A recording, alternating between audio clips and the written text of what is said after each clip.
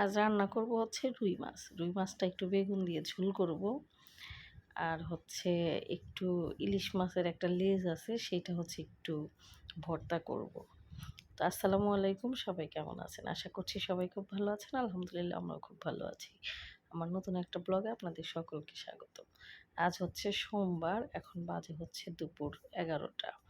তো এই তো আমি হচ্ছে একটু জিরা দিয়ে কাঁচামরিচ, পেঁয়াজ একটু তেলে ভেজে নিয়ে তারপরে হচ্ছে ওর মধ্যে পানিটা দিলাম। আর এখন হচ্ছে যে মশলাগুলো প্রতিদিন ইউজ করি মাছ রান্না করতে, সেই মশলাগুলাই একটু লবণ, তারপরে হচ্ছে হলুদের গুঁড়া, মরিচের গুঁড়া, একটু সজের গুঁড়া, একটু ধনিয়ার গুঁড়া, এই তো দিয়ে হচ্ছে আমি নাড়াচাড়া করে মশলাটা কষিয়ে নেব। একটু জিরার গুঁড়া, মাছ রান্না করতে অবশ্যই জিরা দেওয়া লাগে। তো মরিচের গুঁড়াটা হচ্ছে প্যাকেট নিয়ে আসছে, প্যাকেটটা হচ্ছে আমি ঢেলে নেই নাই কৌটাতে, তো প্যাকেট ধরেই দিয়ে দিলাম। এখন হচ্ছে রান্না শেষে কৌটাতে ঢেলে নেব।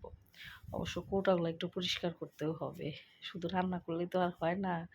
রান্নার যে সরঞ্জাম সেগুলোও একটু পরিষ্কার পরিচ্ছন্ন রাখতে হয়।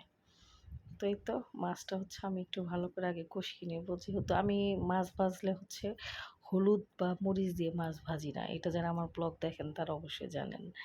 ওই দেখা যায় যে তেলটা কালো হয়ে যায়, বা আবার ওই তেল তরকারিতে ইউজ করলে তরকারিটা কালো দেখা যায়। তো এর জন্য আমি মাছ ভাজতে হলুদ মরিচ দিই না। তো এই তো এখানে দিয়ে নিচ্ছি হচ্ছে একটু বেগুন, আর দিলাম হচ্ছে সিম।